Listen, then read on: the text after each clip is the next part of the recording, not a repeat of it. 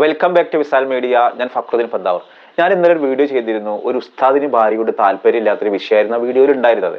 അങ്ങനെ ഇന്ന് രാവിലെ ഉണ്ട് ഒരു ഉസ്താദും അദ്ദേഹത്തിന്റെ ഭാര്യയും രണ്ട് മക്കളും കൂടി കാണാൻ വരുന്നത്. അപ്പൊ എനിക്ക് ആദ്യം വിളിച്ച് ഉസ്താദൊക്കെ വിളിക്കണം, ഞാൻ എങ്ങനെ ഇന്ന നാട്, ഞാൻ നാടൊന്നും പറഞ്ഞില്ല. ഉസ്താദിനോട് നാടും പേരൊക്കെ പറഞ്ഞു എന്ന് പറഞ്ഞു, പക്ഷെ ഞാൻ അത് ഞാൻ ചെയ്യണില്ല. ഒന്ന് കാണണം എന്ന് പറഞ്ഞപ്പോൾ ഞാൻ ഇന്ന് ഞായറാഴ്ച ആണല്ലോ, പ്രത്യേകിച്ച് പരിപാടിയൊന്നും ഇല്ലാത്തതുകൊണ്ട് ഒക്കെ ശരി വരും എന്നൊക്കെ പറഞ്ഞു. അങ്ങനെ വന്നിട്ട് ഈ ഉസ്താദിനോട് പറഞ്ഞ കുറെ അനുഭവങ്ങളുണ്ട്. ഉസ്താദിന്റെ ഭാര്യ ഈ കല്യാണം ഒരു +2 പഠിക്കുന്ന സമയത്ത്, ഒരു ഭാര്യയാകുന്നതിന് മുൻപ് പഠിക്കാൻ നല്ല മിടുക്കിയും നല്ലൊരു ജോലി വാങ്ങണം എന്നൊക്കെ ആഗ്രഹം ഉണ്ടെങ്കിലും ഉപ്പ സമ്മതിക്കൂല എന്നൊക്കെ ഈ പെൺകുട്ടിക്ക് അറിയാം. മെന്റലി ഇങ്ങനെ പ്രിപ്പയർഡ് ആണ്. ആ സമയത്ത് ഒരു വിവാഹക്കാര്യം വന്ന് നല്ലൊരു മൊയിലേറായിട്ടാണ് വിവാഹം. ഈ പെൺകുട്ടിക്ക് മൊയിലേരെ കണ്ണിന്റെ നേരെ കണ്ടുകൂടാ. മൊയിലേമാരായുടെ ഒരു ഭാര്യക്ക് ആവണ്ട. മൊയിലേമാരെ ഭാര്യ ആയി കഴിഞ്ഞാൽ ഒരു സ്വാതന്ത്ര്യം ഉണ്ടാവില്ല. അങ്ങോട്ട് പോകാൻ പറ്റൂല, ഇങ്ങോട്ട് പോകാൻ പറ്റൂല, ഈ തൊട്ടേനും പിടിച്ചതിനൊക്കെ സമ്മതം ചോദിക്കണം. ജീവിതം നരക തുല്യമാവുന്നതാണ് ഈ പെൺകുട്ടി പറയണത്. ഈ പെൺകുട്ടിയുടെ വാപ്പയാണെങ്കിൽ വിവാഹത്തിന് മുൻപും വിവാഹം കഴിഞ്ഞിട്ട് ഈ കുട്ടിക്കൊക്കെ ഒരു 4-5 വയസ്സാവണവരൊക്കെ ഒരു മദ്രസ ഉസ്താദ് തന്നെയായിരുന്നു. പിന്നീട് ഗൾഫിലൊക്കെ പോയിട്ട് കാശുകാരനായി. ഇപ്പൊ ഈ കുട്ടിയുടെ കാഴ്ചയിൽ വാപ്പ ഒരു മൊയിലേരല്ല, എന്നാൽ മൊയിലേമാരുടെ എല്ലാ നല്ല ശീലങ്ങളും അദ്ദേഹത്തിനുണ്ട്. അപ്പൊ ഈ ഒരു പെൺകുട്ടിക്ക് തന്റെ ഭർത്താവായിട്ട് വരുന്നത് ഒരു ഉസ്താദ് ആവരുത് എന്നൊരു ആഗ്രഹം ഉണ്ടായിരുന്നു. ഒരാളെ കൂടെ ജോലി ഇല്ലെങ്കിലും വേണ്ടില്ല, ഉസ്താദ്മാരെ വിവാഹം കഴിക്കാൻ തയ്യാറാണ്. കാരണം ഇതിങ്ങനെ ഫുള്ളായിട്ട് അത്തറും പൂശിയിട്ട് ആകെ കൂടിയിട്ട് മുഖമൊക്കെ മറിച്ചിട്ട് പിന്നെ ലൈഫിൽ ഒരു ഫ്രീഡം ഇല്ലല്ലോ. ഇതാണ് ഈ പെൺകുട്ടി കരുതിയത്. അങ്ങനെ ഈ പെൺകുട്ടിക്ക് വന്നൊരു വിവാഹക്കാരിയാണെങ്കിലോ ഒരു ഉസ്താദിനെയാണ്. നേരത്തെ 2-3 ഉസ്താദ്മാർ വിവാഹക്കാരിയൊക്കെ വന്നിട്ട് ഈ പെണ്ണ് പലതും പറഞ്ഞിട്ട് പെണ്ണ് ഉസ്താദാണെന്നുള്ള കാര്യം ഇതിലല്ലേ പറയാ, അവിടെ അങ്ങനെ പ്രശ്നം ഇതാണ്, ഇങ്ങനെ ഇല്ല, ഇക്കത് വേണ്ട, അങ്ങനെയൊക്കെ പറഞ്ഞ് ഒഴിവാക്കി. അവസാനം വന്നൊരു കാര്യം, എന്തുകൊണ്ടും ഇവർക്ക് കുടുംബപരമായിട്ട് ഭയങ്കര ചേർച്ചയാണ്, പിന്നെ ഒരു അകന്ന ബന്ധു കൂടിയാണ്. അങ്ങനെ ഈ വിവാഹത്തിന് വേണ്ടി ഈ പെൺകുട്ടി തയ്യാറായി. ഈ പെൺകുട്ടിക്കാണെങ്കിൽ ഈ ചെക്കനോട് കുറെ സംസാരിക്കണം, റൊമാൻറ്റിക് ആവണം എന്ന കാര്യം ഉസ്താദ് വിളിക്കൂല. കല്യാണം ഉറപ്പിച്ചിട്ട് കല്യാണമൊക്കെ ഒരേ ദിവസം തന്നെയാണ്. പക്ഷേ ഈ ഉസ്താദിന്റെ പെങ്ങന്മാരും ഉമ്മയും ഉമ്മാടെ അനിയത്തിയൊക്കെ വിളിച്ച് വിശേഷങ്ങളൊക്കെ ചോദിക്കും. അപ്പോഴാണ് ഈ പെണ്ണ് പറഞ്ഞത്, എനിക്ക് മൂപ്പരോടൊന്ന് സംസാരിക്കണം എന്ന് പറഞ്ഞു. അതിനെന്താ മോളെ, ഞങ്ങൾ കൊടുക്കാന്ന് പറഞ്ഞ് കൊടുത്തു. അപ്പോൾ ഓള് പറഞ്ഞു, എനിക്ക് സത്യത്തിൽ എനിക്ക് ഉസ്താദുമാരെ കല്യാണം കഴിക്കാൻ ഇഷ്ടമല്ല, നിങ്ങൾ ഇന്നോട് എങ്ങനെ പെരുമാറുന്നു എനിക്ക് അറിഞ്ഞൂടാ, ഭയങ്കര ബുദ്ധിമുട്ടായിരിക്കും. ഉസ്താദുമാരെ ഭാര്യമാരായി കഴിഞ്ഞാൽ അനങ്ങാനും തിരിയാനും ഒന്നും സമ്മതിക്കില്ല, എന്തിനും ഒരു മൊബൈൽ നോക്കാൻ സമ്മതിക്കില്ല, ഒരു ഫ്രീഡം ഉണ്ടാവില്ല, നരക തുല്യർക്ക് പറ്റൂല, അങ്ങ് ഒഴിഞ്ഞു പോകാൻ പറ്റുമോ. ഇത് കേട്ടപ്പോൾ ഉസ്താദിന് ഭയങ്കര സന്തോഷമാണ് ആയത്. തുറന്നു പറഞ്ഞല്ലോ. അതായത് കല്യാണം കഴിഞ്ഞിട്ട് പറ്റിച്ചിരിക്കുന്ന അവസ്ഥ ആലോചിച്ച് നോക്ക്. ഉസ്താദ് പെങ്ങന്മാരോടും പറഞ്ഞു, ആ കുട്ടിക്ക് എന്തൊക്കെ ചില പ്രശ്നങ്ങളുണ്ട്, നമ്മൾ ഈ കല്യാണത്തിൽ നിന്ന് പിന്മാറുക. അങ്ങനെ പെൺകുട്ടിയുടെ വാപ്പാട് പറഞ്ഞു. പെൺകുട്ടിയുടെ വാപ്പ കിടന്ന് ഹാലിളകി. എന്ത് കുഴപ്പമാണ് ഉസ്താദിനുള്ളത്. വളരെ സന്തോഷമുള്ള ഒരു മനുഷ്യൻ. അദ്ദേഹം ഒരു പള്ളിയിൽ ജോലി ചെയ്യുന്നു എന്നുള്ളത്, ഒരു മദ്രസയിൽ അധ്യാപകനാണ്, പള്ളിയിലെ ഇമാമത്തുണ്ട് എന്നുള്ളത് ഇത്ര വലിയൊരു തെറ്റാണോ? എൻ്റെ പൊന്നു മോളൊന്ന് ഇരുത്തി ചിന്തിച്ചു നോക്കുക. അങ്ങനെ ഓളൊരു കൗൺസിലിങ്ങിനൊക്കെ കൊണ്ടുപോയിട്ട് ആളൊക്കെ ഒന്ന് ശരിയായി. അങ്ങനെ ഒടുവിൽ കല്യാണത്തിന് ഇവിടെ സമ്മതിച്ചു. അപ്പൊ ഈ എന്നോട് വന്നിട്ടുള്ള ഈ ഒരു സ്ത്രീ എന്നോട് വിശേഷങ്ങൾ പറയണം. റംല എന്നാണ് അവരുടെ പേര്. അപ്പൊ അവരുടെ കൂടെ 2 ചെറിയ കുട്ടികളും ഉണ്ട്. ഒരു കാറിലാണ് വന്നത്. എന്നിട്ട് ഈ റംല പറയാണ്, എനിക്ക് ഒട്ടും ഇഷ്ടമുണ്ടായിരുന്നില്ല ഈ മനുഷ്യനെ വിവാഹം കഴിയും. ഇത് പറയുമ്പോൾ മൂപ്പരിങ്ങനെയൊക്കെ ചിരിക്കണ്. അപ്പൊ ഞാൻ ചോദിച്ചല്ല, എന്തെങ്കിലും ചുരുക്കണോ വെച്ചല്ല, അവള് പറയട്ടെ. അവള് നിങ്ങൾ ഇന്നലത്തെ വീഡിയോ കണ്ടപ്പോ, ഉസ്താദുമാരുടെ പ്രശ്നങ്ങൾ കണ്ടപ്പോ ഉസ്താദുമാരെ കുറിച്ചിട്ടൊന്ന് പറയണം എന്ന് അവൾക്കും ആഗ്രഹമുണ്ട്. ഞങ്ങൾക്ക് ഇപ്പൊ ചാനലിലൊന്നും വരാൻ പറ്റൂലല്ലോ, അതുകൊണ്ട് നിങ്ങളോടാണ് പറഞ്ഞിട്ട് നിങ്ങളോട് പറഞ്ഞാല് ബാക്കിയുള്ളതൊക്കെ എന്ന് പറഞ്ഞു വന്നിക്കാത്ത. അപ്പൊ അവളുടെ നിർബന്ധത്തിന് വഴങ്ങിയിട്ടാണ് ഈ ഉസ്താദ് ഇവിടെ വന്നിട്ടുള്ളത്. അങ്ങനെ ഇവള് പറയാണ്, എനിക്കൊട്ടും ഇഷ്ടം. അങ്ങനെ കല്യാണമൊക്കെ കഴിഞ്ഞിട്ടുള്ള ഫസ്റ്റത്തെ ഒരു ദിവസങ്ങളൊക്കെ കഴിഞ്ഞ് ഇവള് പറഞ്ഞു, എനിക്ക് പഠിക്കാൻ പോകണമെന്ന് പറഞ്ഞു. അപ്പൊ പഠിക്കാനും വേണ്ടിയിട്ട് സമ്മതിക്കൂല എന്നൊരു ധാരണ ഇവൾക്ക്.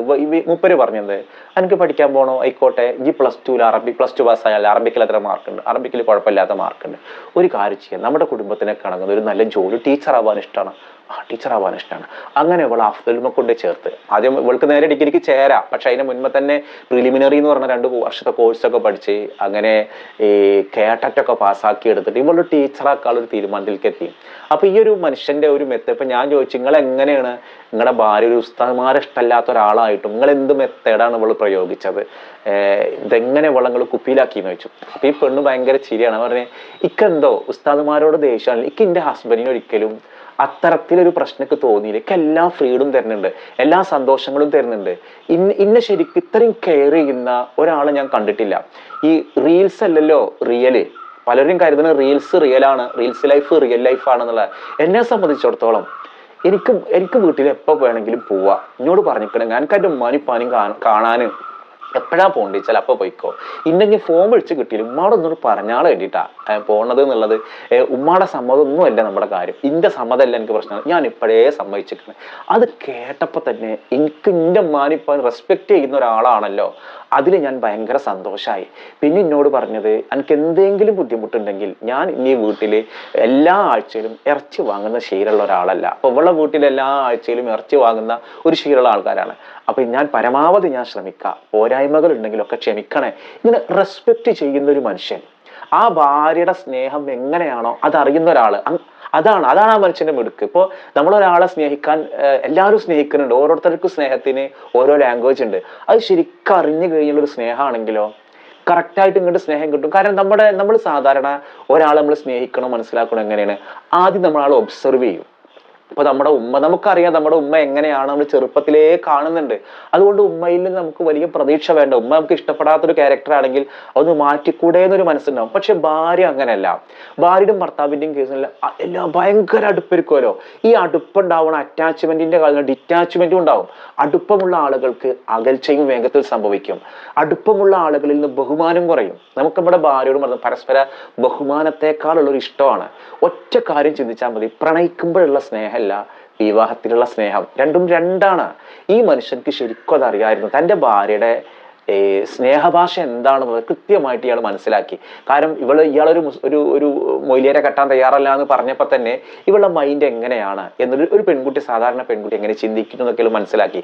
പിന്നെ ആ വീട്ടുകാർ ഇവളെ കൗൺസിലിങ്ങിനെ കൊണ്ടിട്ട് വിവാഹത്തിന് സമ്മതമൊക്കെ ആക്കിയിട്ടാണ് വിവാഹം കഴിപ്പിച്ചത്. ഇയാൾ ആ പെൺകുട്ടിയുടെ ഭയങ്കരമായിട്ടുള്ള ആ സ്നേഹഭാഷ തിരിച്ചറിഞ്ഞുകൊണ്ട് അങ്ങോട്ട് സ്നേഹിക്കാൻ തുടങ്ങിയപ്പോൾ ഇവളിനോട് പറയാനറിയില്ല, ഈ ഉസ്താദ് ഒരുപാട് നാട്ടിൽ, എൻ്റെ ഉസ്താദ് എൻ്റെ ഭർത്താവ് പ്രസംഗിക്കാൻ പോണ ആളൊന്നുമല്ല, പക്ഷേ നാട്ടിൽ ആ ഒരു വർഷത്തില് മഹല്ലില് ദിക്ർ വാർഷികം ഉണ്ടാകുമ്പോൾ വലിയ ഉസ്താദ്മാരെ കൊണ്ടുപോകുമ്പോൾ ഒന്നൊരു ആമുഖ പ്രഭാഷണം ഉണ്ടാവും.